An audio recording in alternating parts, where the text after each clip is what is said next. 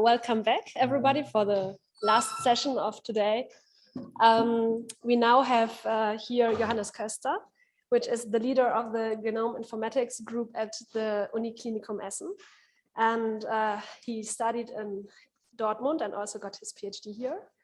After 2 postdocs in Harvard and Amsterdam, he came back to Germany, and he became the head of the group Algorithms for Reproducible Bioinformatics. And I think reproducibility is now a buzzword because he's also the author of the wonderful workflow management system Snakemake, which probably some or all of you know and probably also use. So yeah, I'm really happy that we now get a talk about transparent, adaptable, and reproducible data analysis with Snakemake. Thank you very much. Is there anywhere the USB dongle for this here?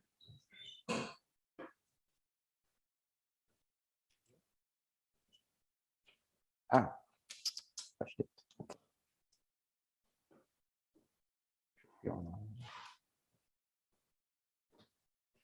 okay. Thanks for coming to this last session of the day. So yeah, this will be about data analysis, obviously. This one is not on. Oh.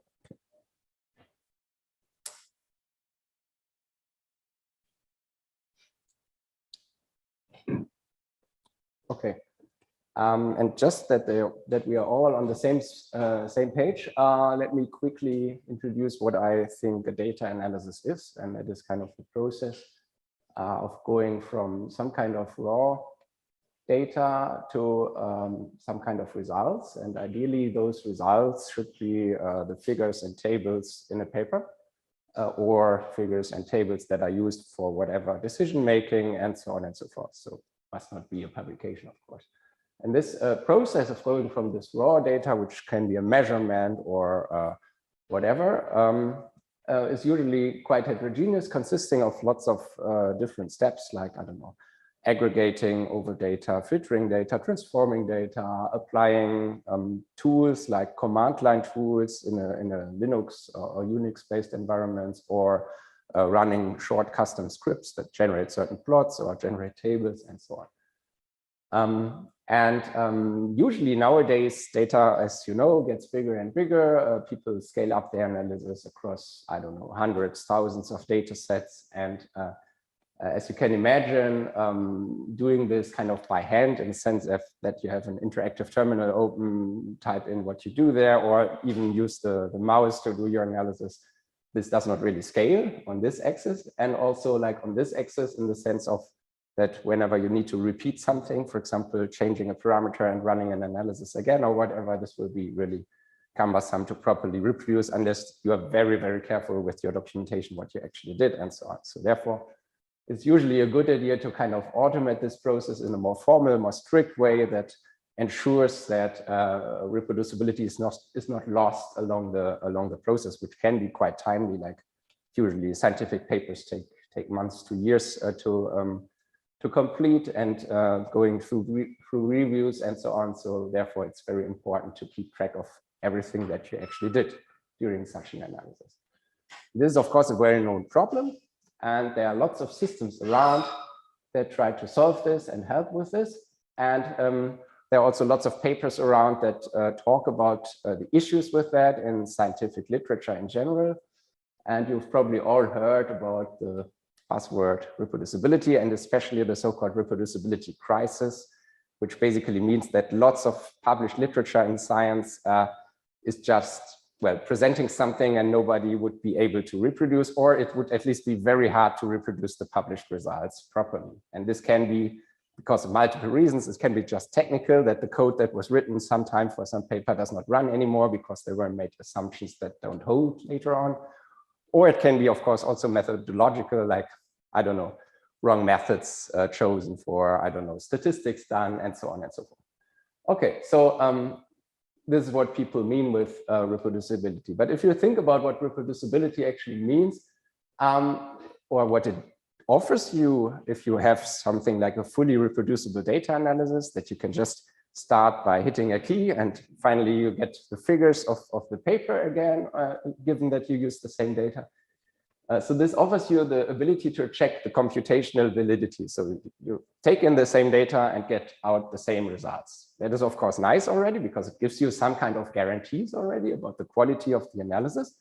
But still, it's kind of a black box, right? So it can do complete nonsense from a statistical point of view or from an algorithmic point of view, but it generates exactly the same results. But this is basically what people think about when talking about reproducibility on the technical perspective, from a technical perspective. At the same time, it also offers something for new analysis in the sense of that you can take the same analysis and apply it to new data to get, let's say, maybe a validation of the analysis on a quantitative level, something like that. Okay, but this does not actually cover everything needed to really judge over the quality of published research. For that, I think there are other aspects important, and most important for that is transparency. And with transparency, I mean the ability to actually dive into an analysis, look into individual steps, for example, as a reviewer, but also as a reader of a scientific paper, in order to check the methodological validity. Of course, you can always do that, given that at least the code is published. And I guess we all know that this often doesn't even happen, like results are published, but you don't see the code. But even if the code is published, the code can be completely spaghetti code, unreadable, I don't know, tied very much to a particular computational infrastructure of the authors, so that you cannot really understand what happens there, with hard-coded parameters, hard-coded paths, maybe no comments at all because everything was done in a hurry and so on. So it's very important to keep in mind that for a high-quality data analysis, it's important that it's written in a way that people can actually understand it, in order to be able to judge over the methodology used. Okay, and finally, while these two allow kind of a proper review process of data analysis, there's a third important aspect, and that is what I call adaptability. And this is not so much about the review and about judging over the quality of analysis, but rather it's about how much sustained value does a data analysis actually generate, in the sense of, does it drive the field further, or was it just done like one time throw away style for a single publication and can never be used again? And this is what I call adaptability. So that would be the ability to take an analysis that has been done for, let's say, one publication, which you maybe like, which is kind of applicable to your scientific problem as well, and modify it according to your needs, maybe extend it with further steps and so on. So together, all these three aspects kind of give a data analysis something kind of like sustainability in a sense, in a more general sense, because like these two allow to actually judge over the results, and this one allows the analysis to be reused in the field again, which of course has, first of all, an altruistic aspect, so that you kind of give something to the field and not only do something for your own publication, but it's also kind of for other reasons. So for example, it also means, of course, that you can reuse your own analysis in your future publications, which is also important. And of course, it also increases the citability of the paper if like the analysis of the paper can be reused by others as well. Okay. So as mentioned, there are many systems that aim towards formalizing, automating data analysis. One of them is Snakemake, which is quite successful. We've published it in 2012, and since we count downloads in 2015, we have now over 500,000. And last year, there were on average more than 7 new citations per week. So in total, Snakemake is nowadays one of the 3 main systems for formalizing and automating data analysis in science. And in this talk, and later on, maybe some kind of live demo, depending on the time, I want to give you a brief overview over what Snakemake can do for you and what it offers in terms of these aspects of reproducibility and transparency and adaptability. Okay, so first let's look at these 3 terms again. So what drives them from a technical perspective? So of course, in order to get something that is reproducible, It needs to be automated, because whenever you have something in between that is kind of requiring human interaction, you run into a problem of documenting this properly, of having like human interpretation, subjective decisions in there, and so on. So that should ideally be avoided for reproducibility. Second, it's of course important that you can scale the analysis to any given computing infrastructure. So meaning number of nodes, number of cores, and so on. Because if you cannot like run it on another cluster than where it was initially run, it's of course not reproducible by design in a sense. And finally, which is kind of related to the scalability, there's this portability aspect. So a data analysis is not always only the code. It consists of like invoking tools, calling libraries for generating plots, and so on. It's always also the software stack that is used for running this code, right? And that software stack needs to be deployed before running the analysis. And of course, it needs to be deployed in kind of a reproducible way, in the sense that it's also, again, automated and that it looks exactly the same on a new unprepared machine. So second, for the transparency, it's of course most important that the analysis code itself is as readable as possible. And that's of course a task for the person who designs the analysis, but at the same time, of course, a system like Snakemake, so a workflow management system that supports such analysis, can help to get as much readability as possible without requiring lots of additional effort by the developer. And then, of course, this is quite obvious, like documentation needs to be done properly. And while executing, the system should kind of trace what parameters and configurations were used and so on, so that they can be repeated and also presented to viewers of the analysis later on. And for readability, it's also quite obvious, for adaptability, it's quite obvious that you need to read the analysis in order to be able to modify it. You also cannot adapt it if you cannot actually run it on your system. So that therefore portability and scalability are important there as well. So now for the rest of the talk, I will kind of go through these individual properties of data analysis and kind of show how Snakemake achieves that for you.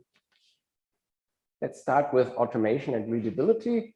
This, of course, means that we now talk about how a data analysis is defined in a system like Snakemake.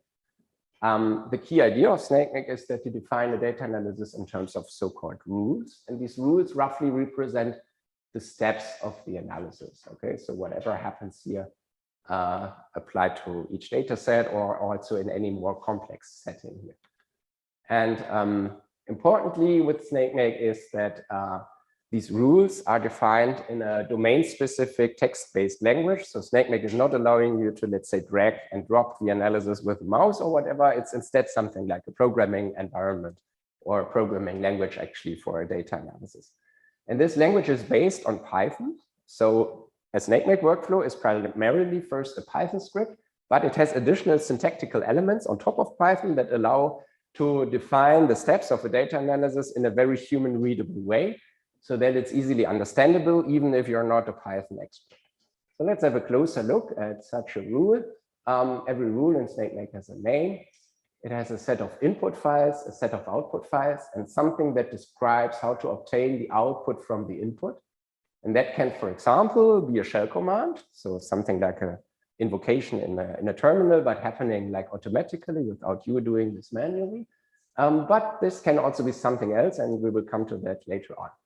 And in addition to input and output, it's also possible to define other things like log files for those rules, additional non-file parameters, resource usages like, I don't know, amount of memory you need, maybe certain devices you need, like a GPU or something like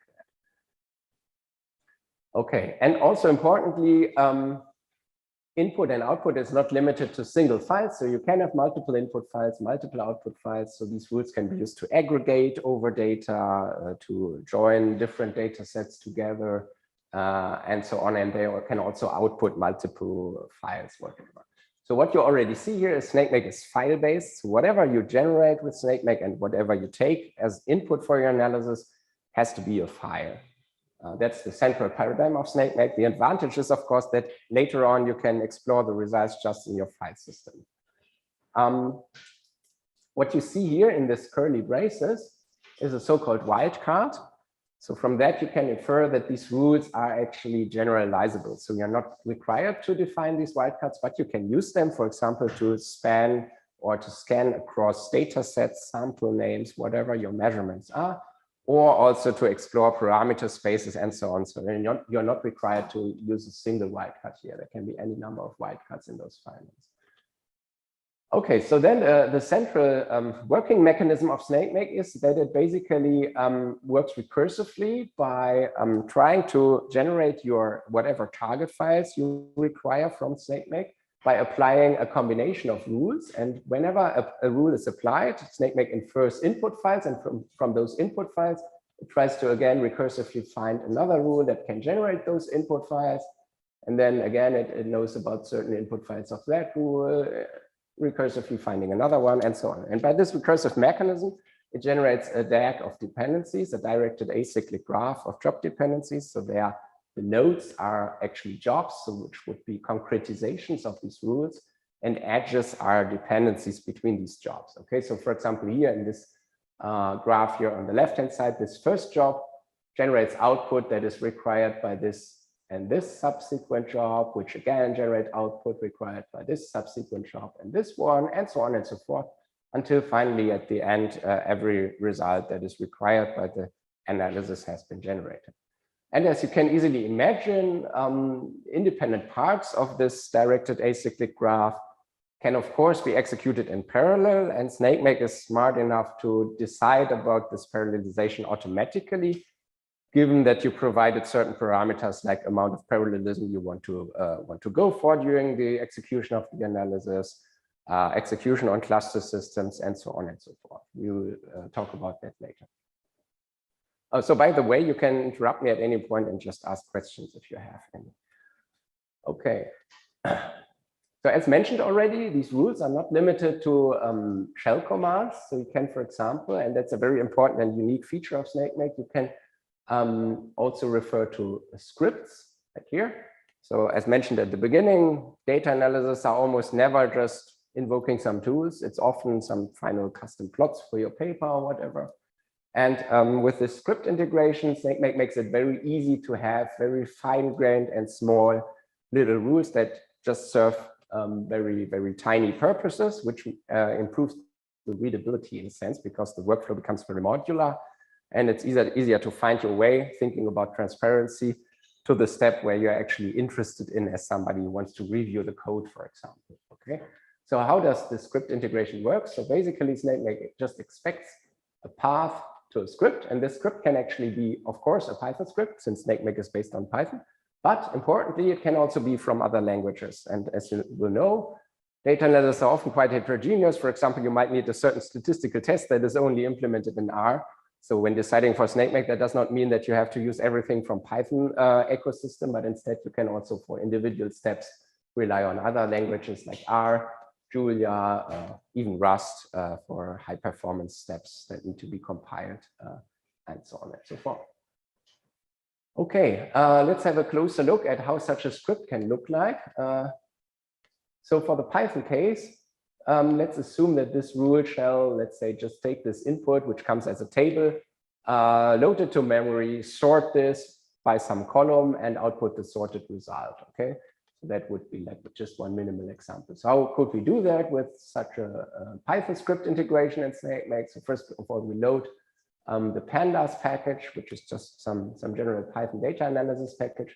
With that, we load the input file of the rule into a data frame, which is with this read table, then we sort by some column, and we write the output to whatever the rule defines as output here.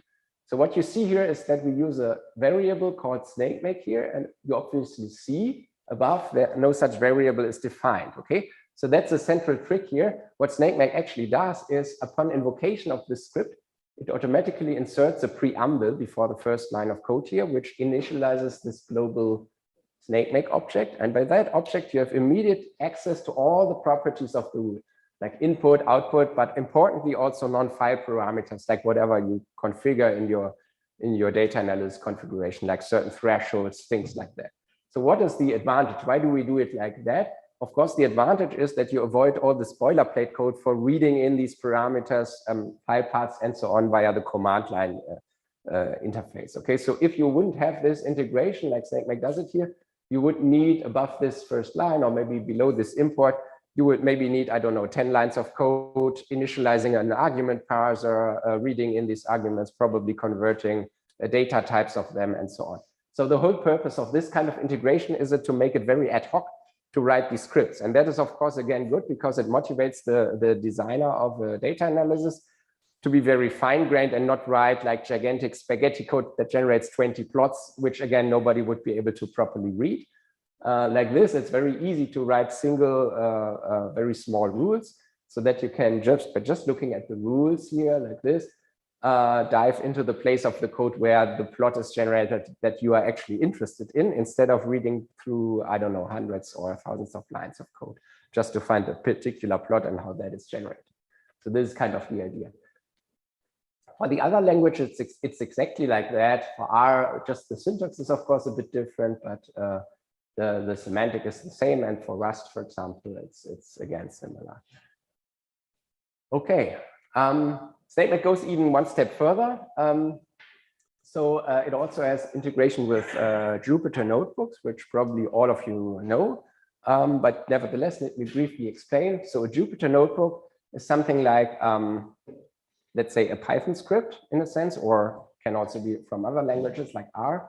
But the difference is that it's not just a plain text file, but instead it's a more complex document. And this is executed in a browser-based interface. So Jupyter is usually firing up a web server, which you can access via your browser. And then you have like an interactive programming environment to look at the notebook, but also edit it while looking at the results. So for example, if you generate a certain plot in a Jupyter notebook, you can immediately see that plot in the notebook, refine your code until you're happy with the plot, and finally, in the end, save the notebook.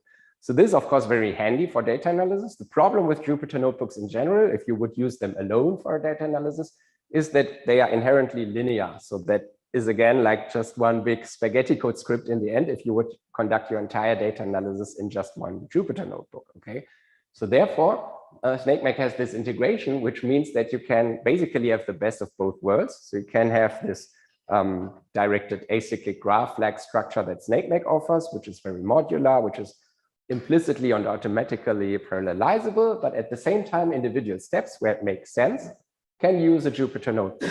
So how does this integration work? So first of all, you can just specify a path to a notebook, but it doesn't actually need to be present at the point of execution of the workflow. Instead, you can instruct Snakemake upon execution to just run until this notebook, which is not yet present, let's assume. And then Snakemake will open up this notebook interactively for you. You can then edit the notebook in your Jupyter notebook server, like via the browser interface, for example, until you're happy with it. Then you save it. And upon saving it and closing it, Snakemake will automatically store the notebook in the required place. And next time you can choose either to interactively run again, or if you're happy with the notebook and the final version of it, you can just let Snakemake run it in batch mode, which means that it will, for example, for the next sample here, just apply the notebook like if it was a script. Okay, so, and of course, whenever you want to go back and refine the notebook again, you can invoke it in interactive mode again, so that you can see it at the same time as you're editing it. Okay.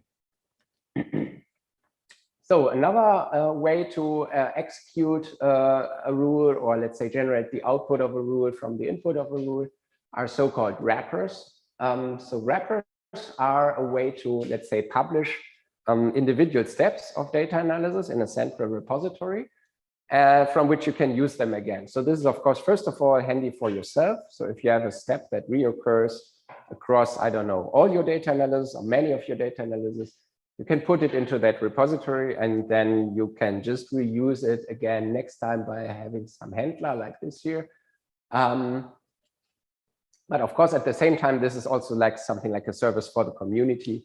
So if you develop a certain wrapper that others can use, that's again not hurting, right? And what wrappers are is basically that they are like scripts, just that they not come from the local deployment of your workflow, but instead they are taken from a central Git-based repository. To make that more clear, this is basically the interface of the repository. So we have this wrappers category here, and you just see there are just hundreds of wrappers of all kinds of tools or algorithms. And for each of these wrappers, you can, let's say, look at some kind of document. Let's take one, I don't know, this one here. And if you click on the wrapper, you usually see some example code, which you can just copy paste into your workflow. So basically that you already have a predefined rule how to use that wrapper. And of course, you're free to modify the parameters, the input file paths, and so on upon integration of into your workflow. But what remains the same is the code of the actual wrapper. So whatever the wrapper does there. And this is then not also always shown here below in the wrapper documentation. So for example, this one calls the command line tool called grids here. But as you see, it does a bit more around that call in terms of making, let's say, returning proper error messages, detecting certain error patterns beforehand so that you don't need to code that over and over on your own, maybe converting output files into more reasonable places or names and so on. So lots of tools in science are written in a very fast way, just for one publication or so. So I guess you will know that there are often some idiosyncrasies in their usability. And with these wrappers, we can work around that and just provide a more convenient way of invoking and directly from the Snakemake workflow. And we do that once via this repository and don't have to repeat that boilerplate code whenever we use them. And of course, this is meant as a community project. So these wrappers are basically provided by the Snakemake community whenever somebody needs a certain tool where it was some effort to integrate it into the workflow. It's often published in this repository. Okay, just quickly to finalize this aspect about the language itself. Output files can, of course, be marked in various ways. So for example, you can mark output files as temporary, then Snakemake will make sure that they are deleted as soon as they are not needed anymore by any downstream rules. That can be very important if you have very big data that shall not reside so long on disk and just wasting space, maybe some intermediate results that you don't actually need to keep. Then you can also do the opposite, like write protect certain results that are maybe very expensive to create and that you don't want to accidentally delete. And finally, you can also mark output as being a named pipe in Unix speak, let's say. This basically means that this is only a buffer and the output of the job coming from this rule would pipe into that buffer and consuming job downstream of that would just read from that buffer and the entire content of that output would never be written entirely to disk. So that's again a way to save space. Snakemake will take care in case of this piping annotation that the consumer and the producer are submitted to physically the same computing node, for example, if you run on a cluster, so that this runs efficiently in the distributed environment. Sorry. Okay. So finally, something about the language. Again, speaking about modularization. So you have seen so far that you can modularize on a fine-grained level in the sense of individual steps can be like modular scripts or these wrappers. There's also modularization on a higher level in terms of entire workflows or data analysis. So this mechanism is the so-called Snakemake module system. And this allows you to, let's say, define a module like here, give it a name. So this is similar to a rule definition, but now we are referring to an entire workflow. And then you define an entry point for that module. This is the snake file directive here. And this can especially even be like a URL to a workflow definition file, like on a Git repository also. And you can pass configuration to that module, like coming from a configuration file or whatever.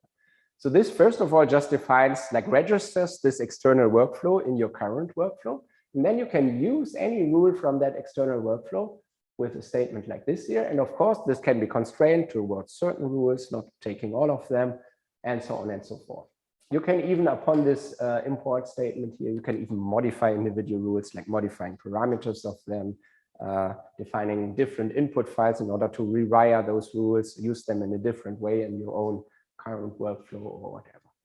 And importantly, as you can probably imagine, this also enables you to combine workflows that already exist with new steps that you want to add. And here we are speaking about this adaptability aspect. So for example, you can add an own additional rule that maybe adds a certain plot.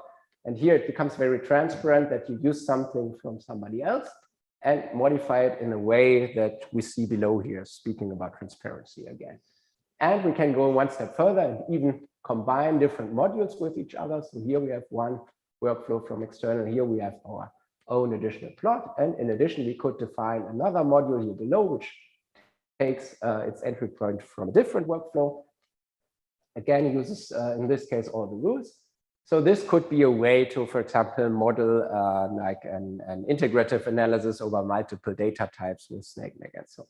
So by the way, the terms you see here, like RNA-seq, DNA-seq, these all come from bioinformatics, but Snakemake is not tied to bioinformatics at all. It's just my field. Therefore, these examples are usually from that perspective. But nevertheless, of course, you can easily imagine that this can also be some kind of physics workflow, like astronomy or whatever, and you run this in this field, of course. Okay. So next aspect I want to talk about is, of course, then how this is actually executed. So now we know how a workflow can be defined and what are the main aspects: rules, modules, annotation of rules in terms of how you execute, how you generate output from input, and so on and so forth. And now the question is, of course, once Snakemake has this directed acyclic graph of jobs where the dependencies are contained, and how does it execute stuff? Most importantly, it's solving a mixed integer linear program like this here. I probably, for the matter of time, not go into the details here, but just very briefly. So we maximize the parallelization while minimizing the lifetime of temporary files. For the latter, there are two terms here at the end responsible for. Parallelization is maximized here. And this is maximizing job priority. So you can also annotate jobs with a higher priority. For example, if you have certain part of the analysis shall be finalized quicker than the rest. And then there are certain constraints that you can make use of. For example, you can constrain the resource usage, for example, constrain the amount of memory that shall be used, constrain the amount of jobs that shall be submitted to a cluster, constrain the amount of GPUs that shall be used at the same time, even constrain, I don't know, the amount of API calls to a certain web service during your data analysis, and so on and so forth. So in total, this just tries to optimize the execution for all of these aspects. And all of the parameters of this scheduling problem can be configured upon execution of a workflow. So importantly, they are not part of the definition of the workflow. So that means that you define a Snakemake workflow on a very abstract level. And just upon execution, you decide like how much it is parallelized, how much memory it shall use, and so on. So this is, of course, central for scalability. You shouldn't need to touch the workflow code just for executing on a new cluster. And that's the central idea here. Speaking about scalability, there's another thing that Snakemake offers. So probably you might have in your data analysis jobs that run very long, like, I don't know, maybe hours, and certain jobs that are very short running, like only like generating a certain plot maybe takes just a few seconds. Okay, so if you are executing such a workflow on a cluster system where you maybe have a very, very full queue, you just don't want to wait, I don't know, half an hour or an hour for this plotting job to just be in the queue and then to execute in 2 seconds or whatever, right? So that's not very efficient for your own purposes. So in order to overcome such situations, Snakemake allows you to partition the DAG, so basically group jobs together that you want to like submit to the same as the same cluster job in a sense. Okay, so this works also via the command line. So you can, let's imagine that this blue jobs here all come from the same rule called rule A, okay, and these green ones all come from the same rule called rule B.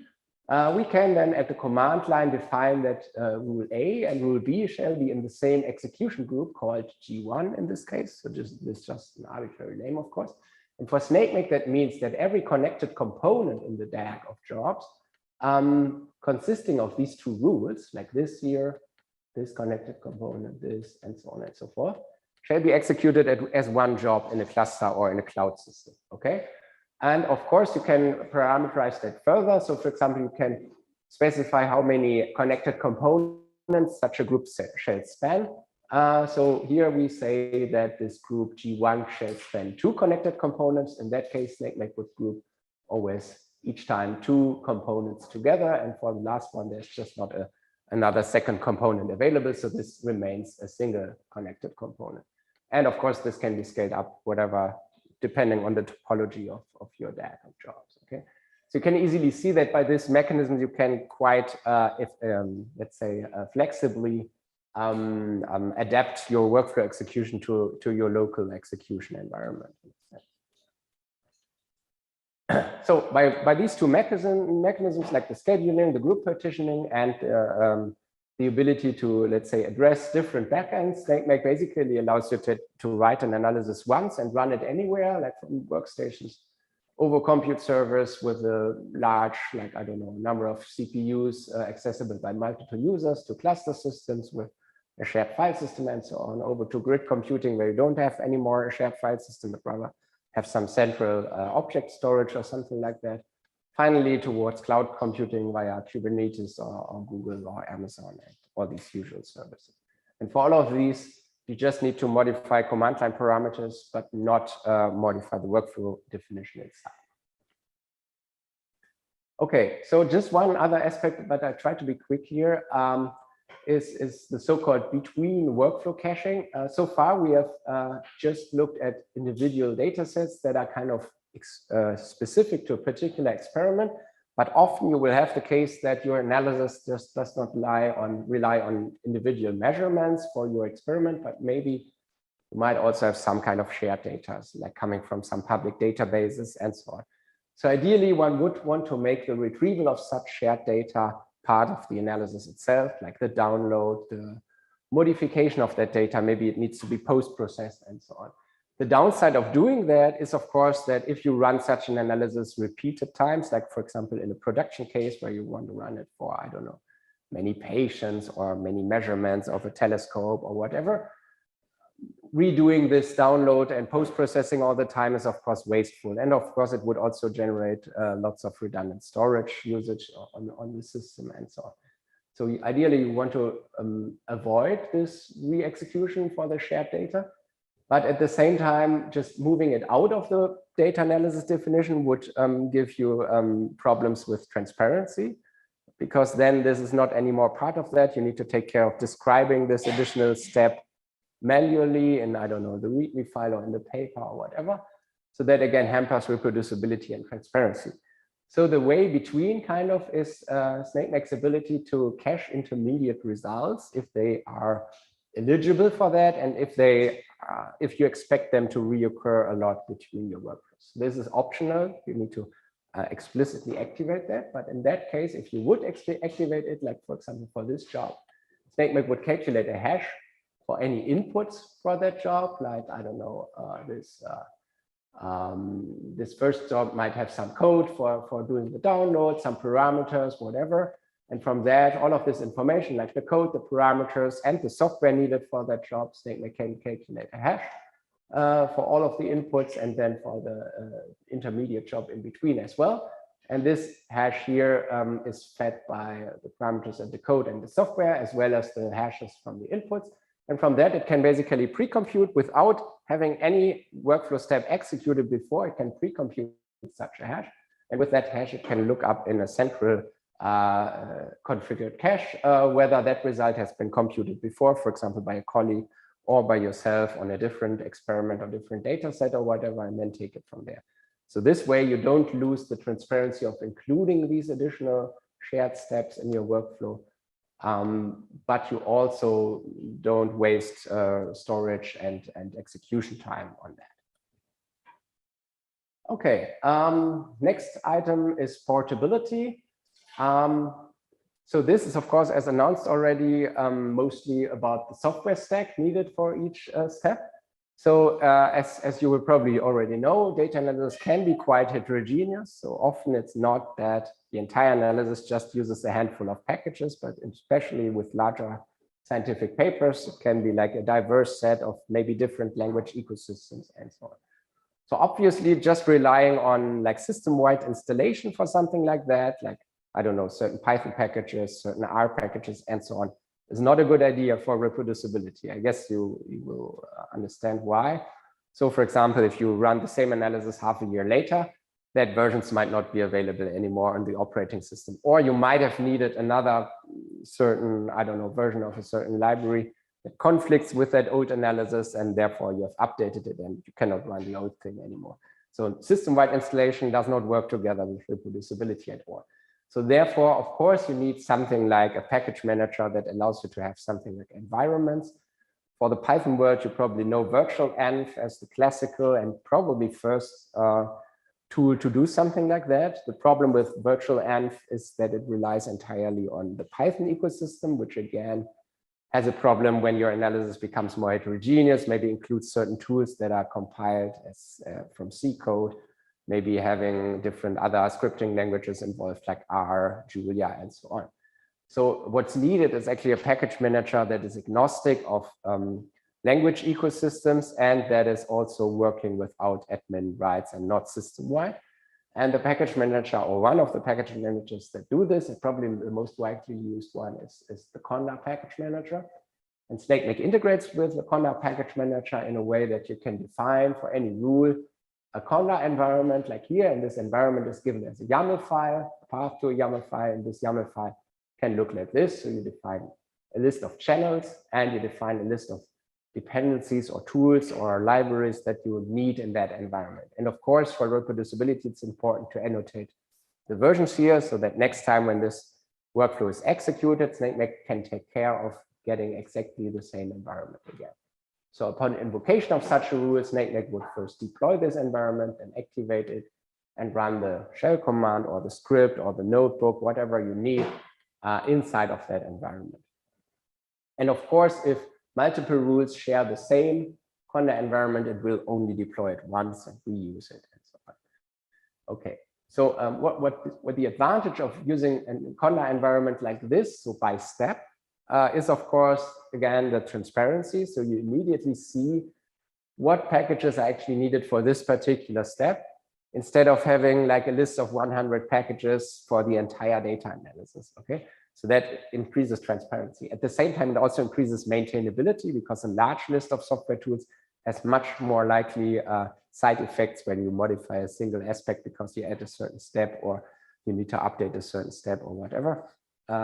So this can either lead to not being able to resolve the environment anymore, or you have something unexpected happening that you didn't anticipate and so on. So therefore, being fine-grained is again of advantage here. And Snakemake allows you to do this very ad hoc by just defining these YAML files. And in fact, this has become a standard in the field, so many other workflow managers offer the same way.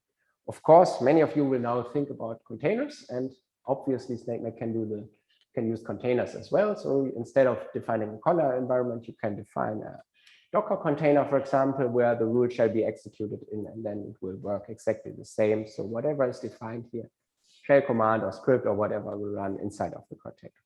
So the advantage of a container over a Conda environment is that the Conda environment defines only a shallow software stack, whereas the container basically, let's say, controls the entire operating system where the step is executed in, except the kernel, right? So that is the difference here. So obviously for reproducibility, the container is offering a bit more security in a sense, because yeah, you even have control over the operating system. And as long as Docker runs on the system of somebody who wants to rerun your workflow, this should kind of work. Whereas here, there might still be something interfering from the system, like maybe, I don't know, the operating system is so new that the Conda packages become incompatible because they have been compiled against a certain glibc version, which is what's compatible usually by design, but who knows what happens in 10 years, whatever design decision might come there, and so on. So therefore, this offers a bit more stability and security, while this is more ad hoc, so you can easily just modify this YAML file to modify your environment, while with the container, you always need to rebuild the container, upload it to registry, and so on and so forth. Okay, so it's a bit like, it's very handy to develop with Conda, but to go into production with containers in a sense. And in order to support this kind of transition, Snakemake has a so-called containerization feature. So you can develop your workflow entirely by using Conda environments for each step. And once you, let's say, for example, publish the workflow or have it applied in whatever production setting in your company or whatever field you're using there or you're working there, you can containerize the workflow. And this will tell Snakemake to, let's say, compile all the Conda environments into a Docker file. And when that Docker file is built, the environments are pre-deployed into that container image, okay? So you can then basically modify the workflow to point to this containerized version of it.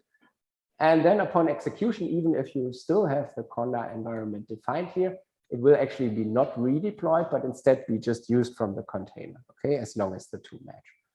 And that gives you, let's say, the transparency and the ad hoc way of production of developing that is offered by Conda, together with the security of the container, without basically needing to redo all that work, like when you publish or when you go into production. So this basically then happens automatically for you. Okay, this is almost the end then of the presentation. So finally, I want to talk about transparency. So obviously, Snakemake knows a lot about the results that you generate with the data analysis, right? So it knows how each result is generated. It knows all the depending steps, how you got to that result. It knows about all the parameters you used. It knows the code needed for each result and so on. All that information can be used to automatically, from any workflow that you design with Snakemake, generate self-contained HTML reports. So Snakemake is compiling an HTML file out of the workflow that first of all describes the structure, which you can also explore by clicking on these nodes and so on to see details. This is not a good example because the all is empty in this case, but let's say this one here. And if you then click on such a rule, you see things like the software use, the input and output files, and even the code for that rule. All of that like self-contained in this HTML report, and you don't need to do anything for that. It basically happens automatically by just invoking Snakemake with a certain parameter. And on top of that, you can, let's say, go back to your workflow definition and annotate output files as being included into such a report. So by default, these reports will just contain the statistics, the code, the parameters, and so on. But you can annotate output files to be included into those reports. In that case, they will show up in this results section here. And you can annotate this inclusion by adding labels, categories, subcategories, and so on. However you want to represent this in this menu structure on the right. And if you then go to certain results here, like, I don't know, this one, for example, you can immediately see them inside of the HTML. So this works in two flavors. By default, this is generating a self-contained single HTML file where all the results are encoded into the file itself. So for those of you who know a bit about web technologies, they are base 64 encoded into the HTML text itself. As you can imagine, this only works for small files like single plots and so on. If your results are more kind of big and going into megabytes or even gigabytes, this won't scale anymore because it needs to be loaded into the browser memory. So what happens in that case, or what you can activate in that case, is that Snakemake generates a zip version of this report where the data sits like in a separate subdirectory, and the central entry point is just pointing to those subfiles. But the interface then exactly the same. It's just that people need to unzip before looking at it. So importantly, what you can see about this is already, this does not mean that you need to set up a server where this is hosted or upload it somewhere in some central place. But instead, these are just files that you can send around to people via email or put in your local cloud of your institute or whatever to make them available to people. And of course, it can also be a supplementary file of a paper. And I see this like a supplementary file 2.0 in a sense, because it's not only giving the results, but it's connecting the results directly with the code needed for generating the results or the parameters. Okay, so for example, if we look at this plot, can not only look at it, we can also like look at the description of the plot if it was annotated, and we can jump to the rule that was used to generate the plot, which will again show us the code, any software and parameters used, and so on and so forth. Okay, so this is kind of generating the necessary transparency to not only be able to, let's say, validate a workflow from a technical perspective in the sense that the results are repeatedly be able to be generated, but instead you can directly look at what did the people actually do to generate a certain plot, like did they remove data points or did they apply an inappropriate transformation or whatever, right? Okay.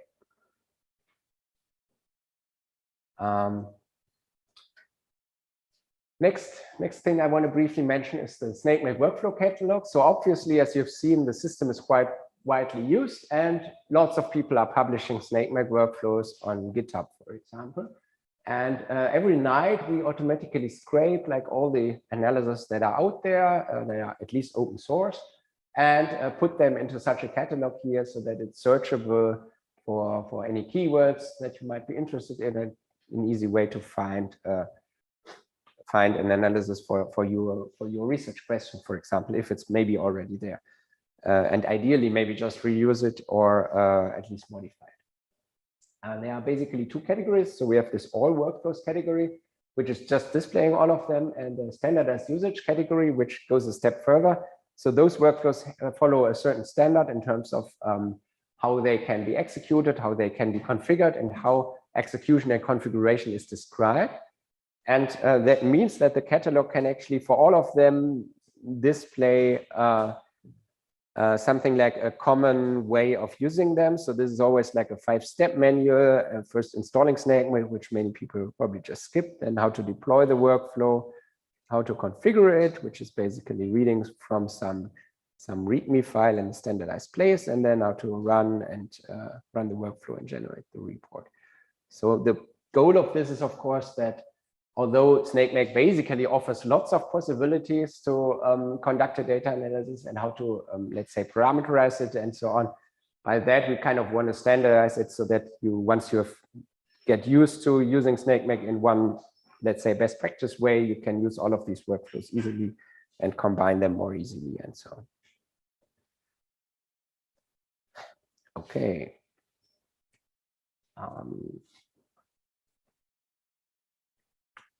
So to conclude, besides reproducibility, which is kind of everybody's speaking about nowadays, I think that it's equally important to think about transparency and adaptability while performing a data analysis. That's even more important for PIs, of course, because they shouldn't just think about the next paper, but also about the continued use of the conducted analysis. But also for, let's say, somebody who is really doing the actual analysis work, because you never know when you maybe need that later on, or what impact it might have if others can really build on your work, of course.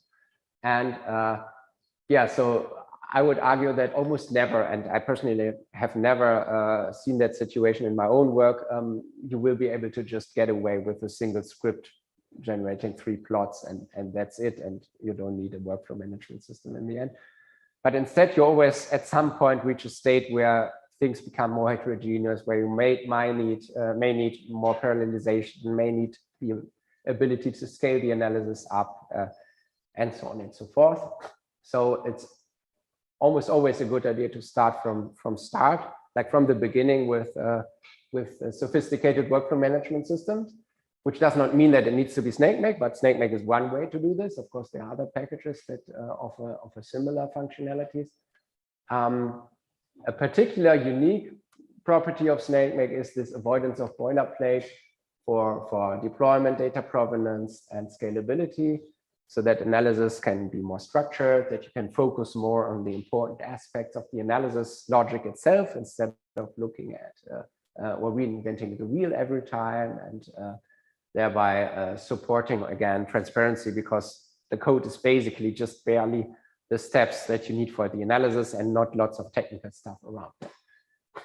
And finally, in line with that, the reporting allows you to very easily generate results in a very accessible and interactive way for collaborators that don't have the technical skills to just, let's say, look at all the code themselves.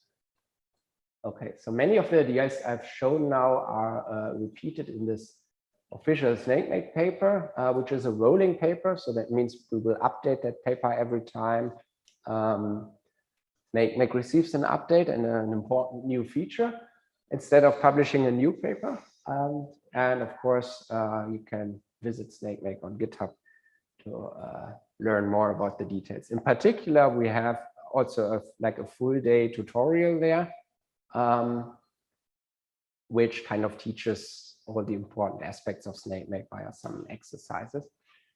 And if you intend to use it, I would highly recommend that. And it also happens like regularly, like online, but also you can also invite me or others to your institution to teach that. And so, okay.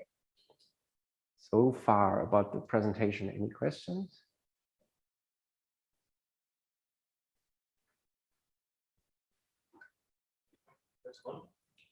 Oh yeah. So are there any other languages supported besides Rust, Python, R, and so the for languages that are there for, so for example, is also C and C++ supported, or Java? Yeah, so in principle, it could be implemented. So far, it's just like it's a modular backend kind of, and it's a community project. So whenever somebody wants to add something there, this is easy to happen. So for example, recently, this slide was kind of old. A bash backend was added. So for example, you can now also have longer bash scripts via this integration. C++ is of course a bit more complicated because you need to interact with the compiler. But certainly it might be doable, yeah. Okay, thank you.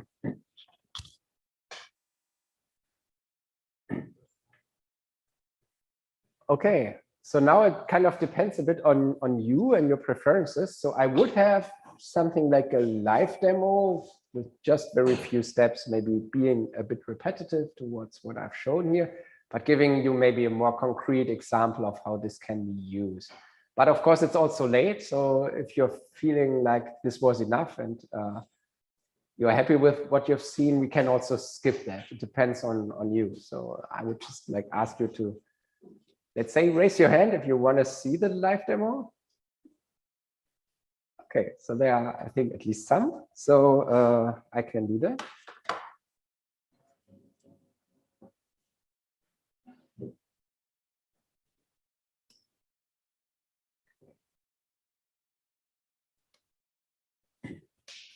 Okay, so let me maybe increase the font size.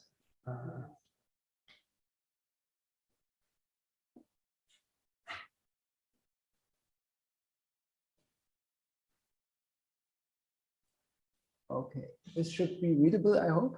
Data and so on. Yeah. Okay, so this is just a Visual Studio Code interface. So just an IDE. Pretty much any IDE would work with Snakemake. The advantage of using Visual Studio Code is that it has some plugins already available for Snakemake, like automatic formatting, syntax highlighting, and so on. So for this demo, I've prepared a data folder here with some data from genomics. I guess at least one is from genome, or you know about genomics as a field, but probably not everybody, correct? This is fine. We don't need to understand really what this data is about, but just very briefly. So with genomics, you try to kind of infer the DNA of an individual, and in particular, try to find out the differences of that individual compared to, let's say, the species. Okay, so if there are certain mutations and so on. So technically, that means that basically the DNA of the individual is kind of put into some machine which fragments it into short pieces, and these pieces are then kind of measured to determine the sequence of that DNA. Okay, so just very simplified.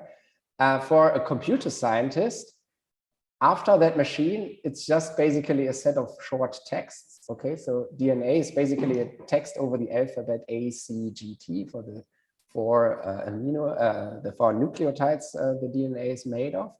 And the central task is kind of to, let's say, map each of these short words or texts over the DNA alphabet against the whole, let's say, DNA or genome of the species. Okay, so this, like, you can see this like as a consensus genome, although it's not a real consensus, that kind of is representative for a certain species, like for humans, for example. And for example, if you want to kind of find out why a person has cancer, you might want to sequence the individual's DNA and try to find out what are the differences or the key changes in that DNA compared to what you would expect from a normal human being, kind of. Okay.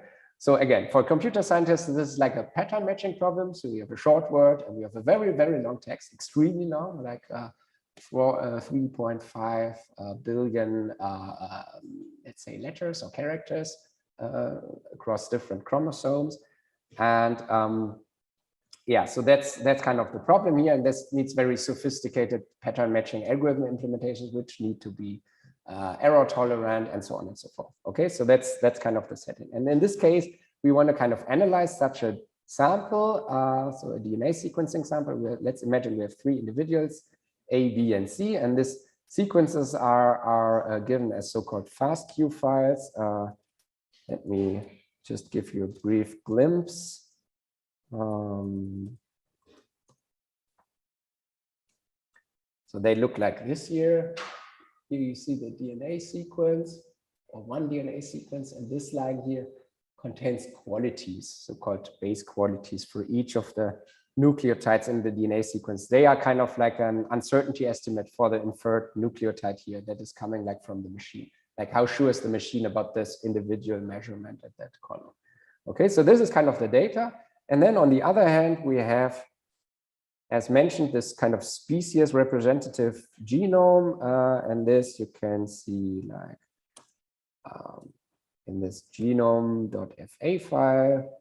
So this starts with an identifier for the chromosome. And then you see here just a very long sequence. And this will go on very long.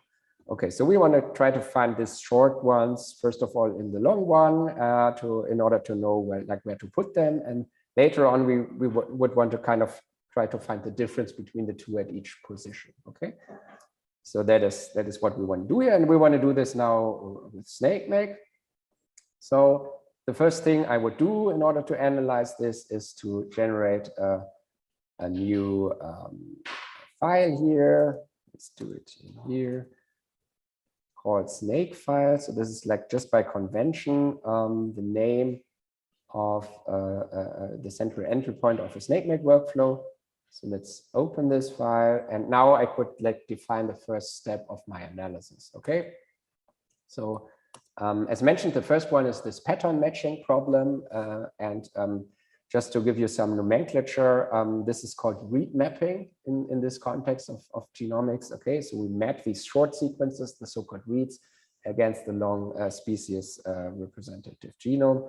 So I would call this first rule. We want to run map reads, and now I can define input files. You see here GitHub Copilot, by the way, which is already suggesting Snakemake specific code here, which we don't use now for the tutorial. But anyway, this rule obviously will need some input, some output, and some kind of command that we want to invoke to perform this read mapping. Okay, so the tool we want to use for this read mapping is called PWA.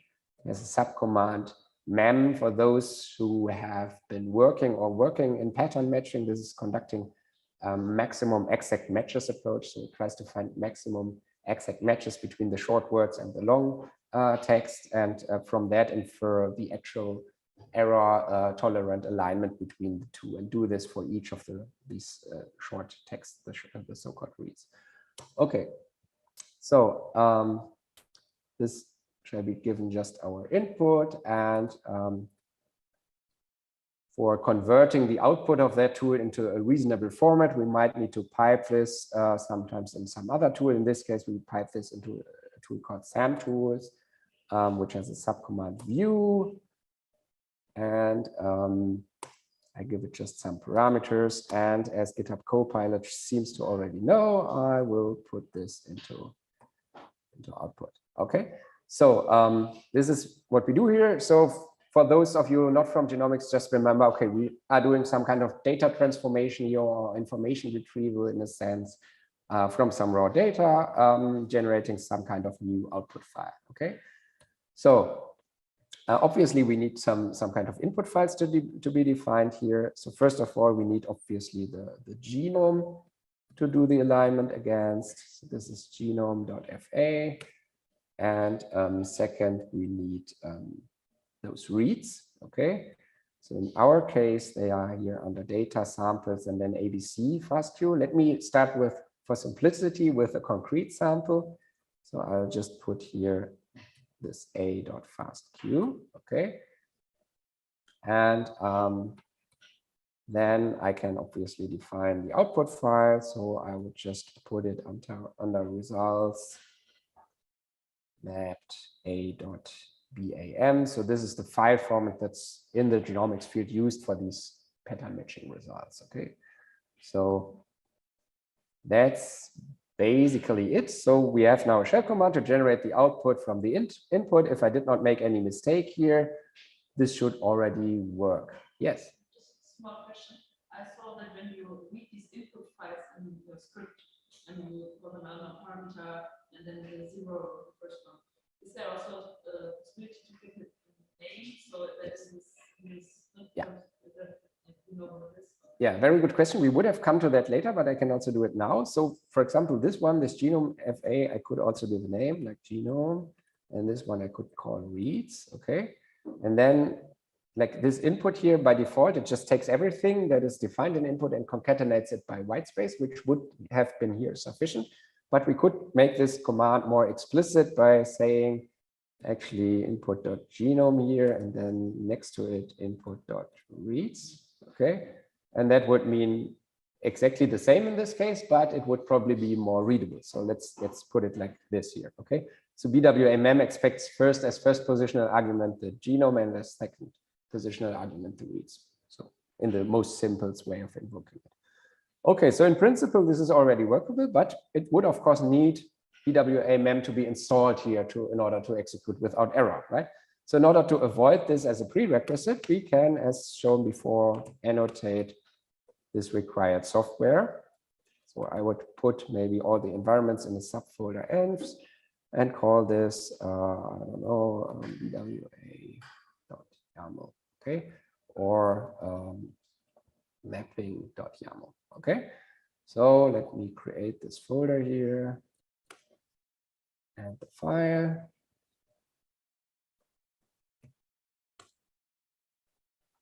So as shown in the slides, one first needs to kind of define the channels where the stuff is coming from. So in this case, we need two channels. The Conda Forge channel you have seen on the slides is just a general channel in Conda, which is community maintained for any general purpose Conda packages, like lots of Python stuff is in there, C compilers, things like that. Whereas the Bioconda channel is a bioinformatics specific channel with an associated project that is kind of trying to get as many bioinformatics tools into the Conda ecosystem as possible. Okay, so now I need to look up the software versions that I have tested this with. So software and the corresponding versions are put here below. So we, in this case, use BWA and version 0.7 and or maybe just actually pin the actual version here, and we use SAMTools in version 1.9. So what you can see here already is that like how you pin the version here is kind of maybe something like a trade-off or design decision, and depends a lot on the individual step of the workflow. So one strategy is to put the exact version down to the patch version here. which gives the maximum reproducibility, but it also means a bit more maintenance burden, so you don't automatically get bug fixes and so on. So depending on what, like how central is the step in the data analysis, you probably want to just use, let's say, a rough major or minor version. So for example, if a step is just compressing a file with zlib, for example, I would probably not put the exact patch version of zlib there, because that's pretty much stable and it's just a matter of, yeah, give me the latest as long as the command line interface did not change or whatever, right? And the same may hold for certain plotting libraries in Python and so on. You probably only want to pin to the major and the minor version, but not the individual bug fixes, because it's not crucial to annotate like with which patch version of matplotlib you generated a certain plot, but it's rather more or less that the API that you use and the assumptions you made are still holding when the workflow is executed next time. Okay. Okay, so now we already have everything needed for running this rule, so I could just try. Let's hope that the Wi-Fi is strong enough for doing this. So how does that work? So first of all, I need Snakemake, of course. In my case, I have Snakemake installed in a Conda environment. So let me just use that. And I would now run Snakemake with --use Conda. And using a so-called dry run. So I could now write like --dry run here, which will just display a plan. Okay. So what Snakemake would do if we would execute it. So you see that it builds the DAG of jobs, and now you see what it actually plans to do. So it would first of all create this Conda environment mapping YAML, and it would run this map reads rule with the following input and output. And here it also displays the reason why it would want to run it. Obviously, the BAM file is not yet present, so it wants to create it with that rule. Okay, so that's kind of already it. So now if I remove this dry run flag, Snakemake will actually execute. In that case, I need to specify the number of cores. Of course, for all of these commands, there are also shorthands like single character arguments if you're already used to it. In this case, I could just give it a single core. And now it will first of all download the Conda environment, and next it will actually execute the rule.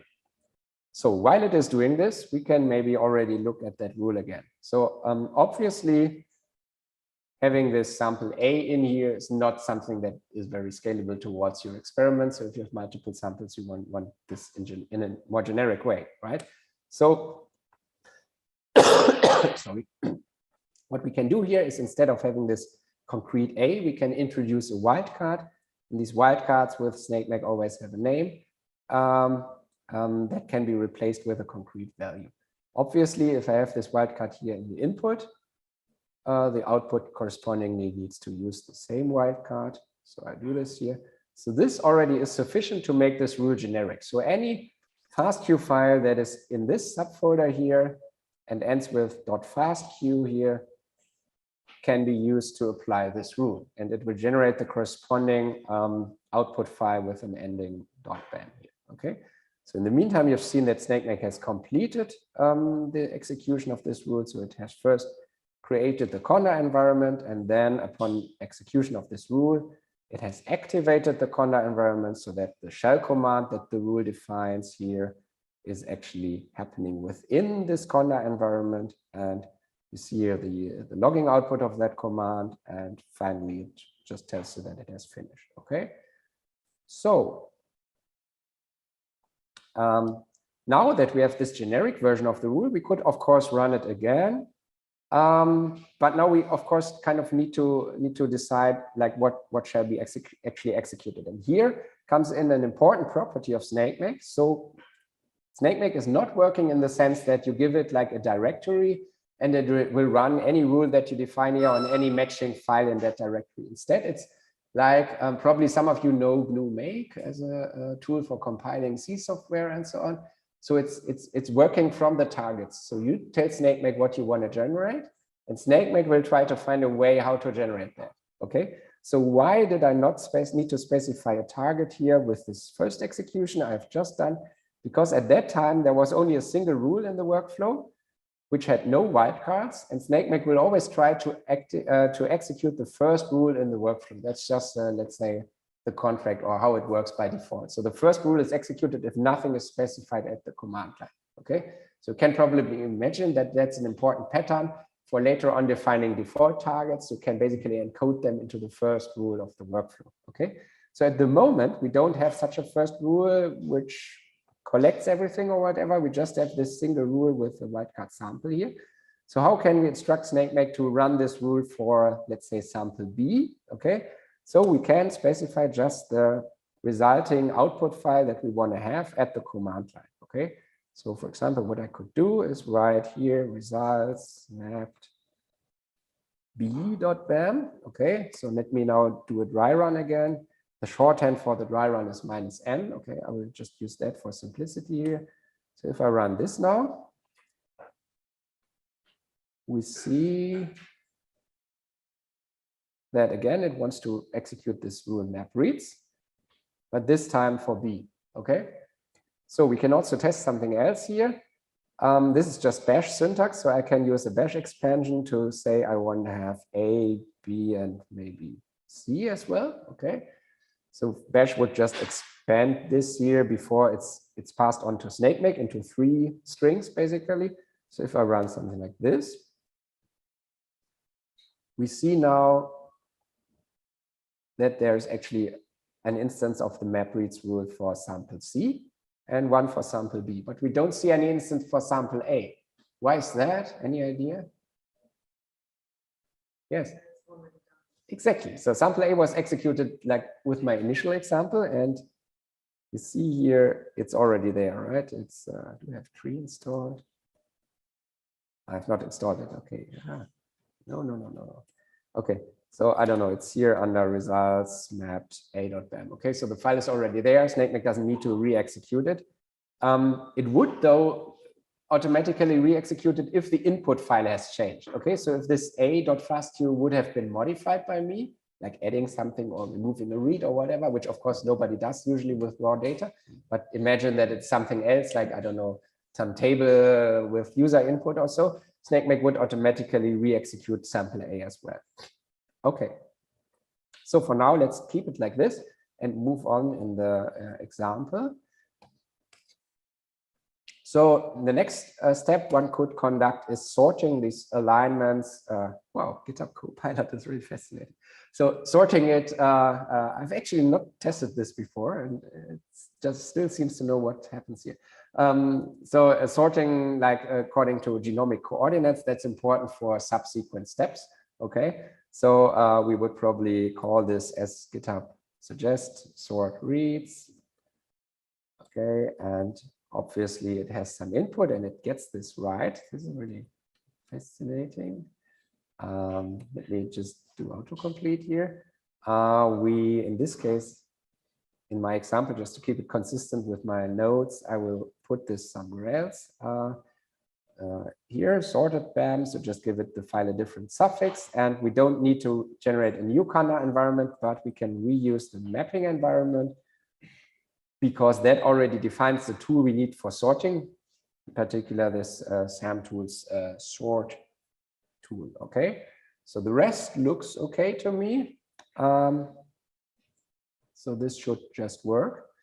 So we can maybe just have a quick look at the dry run plan. So instead of requesting A, B, and C, we could .bam. We could now request from Snakemake to generate A, B, and C .sorted.bam. And if we do that here, you will see that it now wants to run more than these 2 jobs from before. So in the summary, you see here that we have 2 jobs from the map reads rule and 3 jobs from the sort reads rule. You see here map reads, sort reads for sample A, map reads for sample C, and sort reads for sample B, and sort reads for sample C. So basically every sorted version of these BAM files would be generated. And if we now do that just, so removing the dry run, Snakemake will just do it, and it will not deploy the Conda environment again because that has been happening before. So it's first mapping, now it's sorting, mapping again, sorting, and done. Okay, so that's kind of the rough idea. So let's see how we are. 10 minutes left. Maybe we get to the entire thing. Let's see. So the next step one can do on such data is to try to find mutations. So remember, this first thing was just trying to find where each read should be put in this human or whatever species we are looking at representative genome. Then the second step has sorted these reads by coordinate, and the next step would be to find mutations in each of these three individuals, A, B, and C. Okay, so for this we would write another rule called, how did I call it here? I don't know. Call variance probably. Okay, so this rule needs a more complicated input file because this variant calling actually happens over multiple samples at the same time. Okay, so this is an important pattern with Snakemake. Of course, you're not required to run like all your analysis steps on a single file and just modifying that file. Of course, you're able to aggregate over different files. Okay, so let's say, joining results together and so on and so forth. Okay, so what we can do is we can write something like this. So it's important to know that as Snakemake is an extension to Python, input and output files can of course be defined by arbitrary Python code. Okay, so we could write something like giving a certain pattern here, results map sample.sorted bam. Let me remove this one here. And now we could use like the Python format language to format this string for each of the samples. Okay, so something like for sample in A, B, C. Okay. So this would just return us a Python list with this pattern here replaced by A, B, and C, which exactly means that we would request the sorted version of this BAM file for each of the samples. Okay. This is handy because it means you can basically use arbitrary Python code to do these aggregations. So there's no limit, right? It can be based on, I don't know, database accesses, web service accesses. It can be arbitrary logic in there, if else, whatever. It does not need to be a list comprehension, of course. It can be also something more complex, function calls, whatever. Okay. On the other hand, it's of course a bit cumbersome whenever you have such a simple aggregation to write such a list comprehension. So therefore, Snakemake has a helper function called expand, which works very similar. I will just copy paste now this pattern here. Okay, but it's a bit shorter, and as it occurs so often that you need to aggregate like this, it's a bit more readable in the end because you don't have to understand the list comprehension. Okay? So this is exactly the same as the list comprehension before. It's just modeling a very common case that you aggregate over kind of a variable together with some kind of pattern, and this is then just replacing the variable part in this pattern with whatever values are given here. This expand also works for combining different variables. So if we would have a second parameter here, it would automatically do the Cartesian product of the two and so on and so forth. Okay, so this is giving us kind of the BAM files, and then this mutation finding also needs let's call it consistently genome like above. It needs the genome again, so that's data.genome FA. Okay, and then it generates some results, and again GitHub Copilot knows how this should be called, or almost. So I would put it in a subfolder calls and maybe indicate by the file name that this is over all the samples of our analysis, and this is in the so-called VCF format, which is the so-called variant call format. So it's a domain-specific file format for genomic variants that we want to infer here. Okay, so again, we need here obviously a tool that does this kind of analysis, and this is the tool BCF tools. I'll just put this in here very fast. Probably GitHub is right about this. Let me just keep it like this. So this is just converting again the file format. Don't want this, and writing the result into the given output file. BCF tools is not something we have in our Conda environment already. So it's probably a good idea to generate a second Conda environment. Let's call it calling.yaml.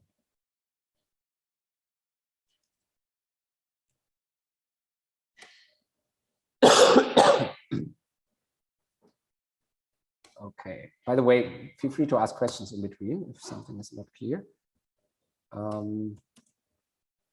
So the pattern is similar here again, and in this case, we need this BCF tools thing in version probably 1.9 as well. And that's it already. Okay, so now I could run this rule, and let me probably just do that. It just generates a single output file. All.bcf, okay. And while it's doing that, it will first again obtain this Conda environment and then run this on the remaining files. While it's doing this, we can talk a bit about how you execute a snake file. So you might think that this is very cumbersome, that you need to specify these target files at the command line. And you're right, this is very cumbersome. And the purpose is just to give you like the stepwise execution now. But in reality, you hardly ever do this. Okay, so in reality, you define for a data analysis workflow something like default targets. And as we already mentioned, Snakemake provides a mechanism for this. And this is this mechanism that if nothing is given at the command line, the first rule is executed. Okay, so how can we use that? We can just define a so-called rule all here. Okay, and this rule takes basically our central result as an input. So this would be this VCF file. Okay. And in this case, maybe let's say this is our only result, then we would be done. In reality, we will often have multiple results, like multiple plots or whatever. And these would just occur here as a listing, basically. Okay. So that means now if we run Snakemake, but don't specify any target here, let's do the dry run again. It would just actually do everything needed to generate this file. Okay. So if I now do this, it will say nothing to be done, because all the files have just been generated already while I specified the target. I could now tell Snakemake to rerun everything by telling it to just force the execution of all the rules. This is the flag force all or big F. Okay. So if I would do this in a dry run, you see that actually there are lots of jobs that would be executed. Okay. So that's of course possible. There are multiple ways of forcing re-execution and so on. But in general, that's already it. So maybe I have enough time to show you the script integration as well. So let's assume we want to do some kind of statistics and plotting on top of these. Yes. Does the Snakemake also provide some sort of dependency, redundancy avoidance? For example, when you have this all rule, I could imagine a case where you put there one of your central output files, and then in the meantime, get some in-between dependencies, and then you see that this output file is redundant, or if you have several, that one of them is redundant. You mean in terms of the file name is different, but the content will be the same or something like that? No, for example, I have file A and then file B, and file B is dependent on file A. Yeah. And while writing the script, I started with my rule all and I put it in file A, and then I was writing file B and I put it into there, and afterwards I put in the dependency between A and B. Yeah. And so basically it's redundant to have A and B for all rules, right? Yeah. It would be enough to B. Yeah, okay. So that doesn't make a difference for Snakemake. So it's actually the DAG will look the same. Yeah. So it's just, of course, using only the minimal dependencies needed for every rule. So there will be no superfluous edges in this DAG. Indeed. And would be there a possibility to find out if you have such a dependency? Because it just folds up the code or the rules, right? Yeah, that's true. I mean, there's no mechanism implemented, but it would be easy to do that indeed. Yeah. So all the information is there in principle. Yeah. In a sense, it still might make sense, for example, in a cluster or cloud setting where you don't have a shared file system, to have a rule all that really contains all the results that you want to see in the end, because you can use it to automatically download them in the end to your local system or things like that, which wouldn't happen if you don't specify them explicitly there. So it might still be reasonable to do that. And there's also a flag in Snakemake that instructs all intermediate results to become temporary, which would mean that they would be deleted, and keeping them in the rule all would prevent them from that. So these things work better if you do it explicitly. Okay, so let's say we want to plot something.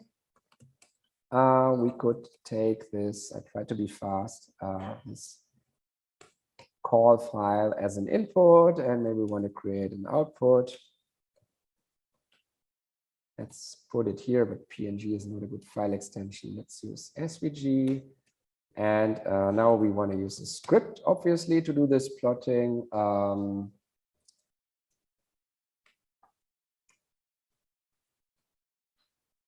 Let's say a Python script. Whoa, what's doing here? That was auto-formatting. Okay. And obviously, we need a conda environment for the script. So let's call it plotting YAML.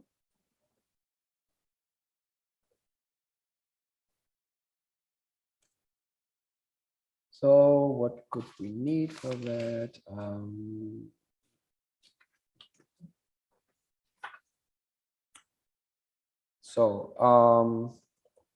Again, channels, conda forge channel, and again this bioconda channel because of this VCF file format.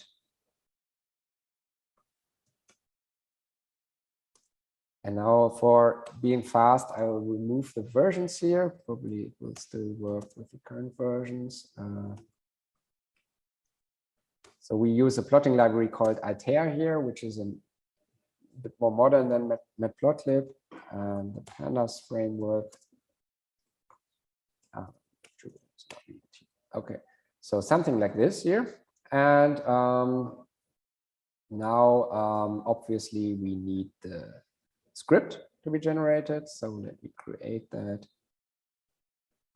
Scripts.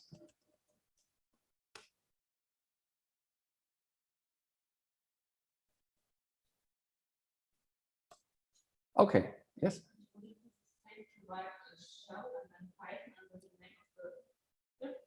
Good point. Yeah, so it's in this simple example, it's kind of the same. Because, yeah, I mean, I could pass on the input file as a parameter to that script and then load it via this argv, or let's say writing an argparse statement there, but it's just a bit more code. In this simple case, the code is really minimally more, but in reality, you might often have some parameters given here. So there's this params annotation, which allows you to give non-file parameters, and there you could have like whatever threshold passed on, which is probably read from some configuration file. I don't know, something like this, okay? And then at some point you need to write this in the command line parser of the script, which will quickly add up lines of boilerplate. And it's with the script integration that Snakemake has here, this is happening automatically, and you can immediately access that parameter instead of needing to parse it out of the passed on arguments, okay?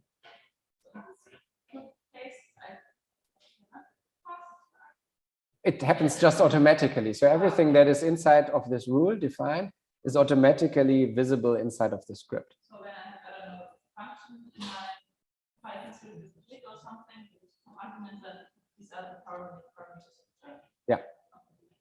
Yeah. Of course, you don't need to use that script integration. It's just for being ad hoc, it's often faster to do it like that. Okay.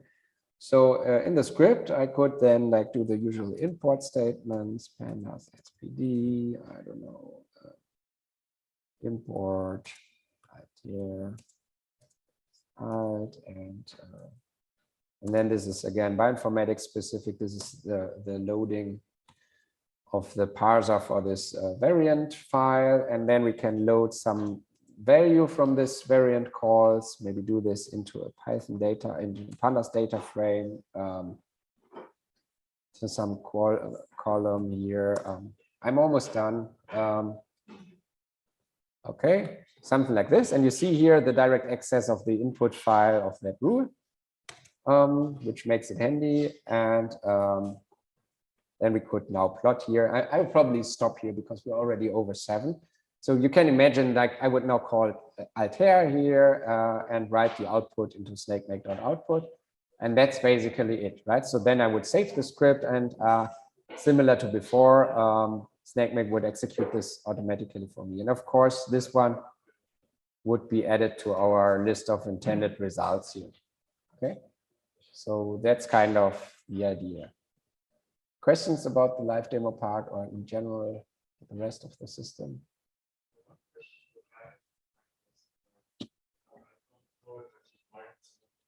It's not mic, it's for the Zoom persons. I just had a question. So you're always using Conda right now in the examples? So is it mandatory to use Conda? No. So is Snakemake built on Conda, since No, that's a license issue for companies and stuff like that? Let's say it's the most common way to use it because of being this ad hoc and defining new environments and so on.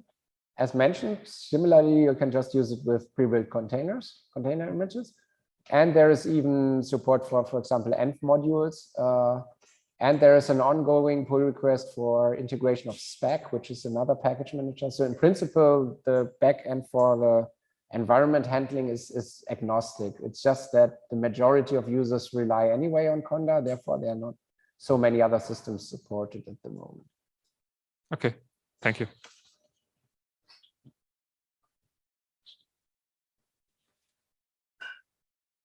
Okay, no further questions?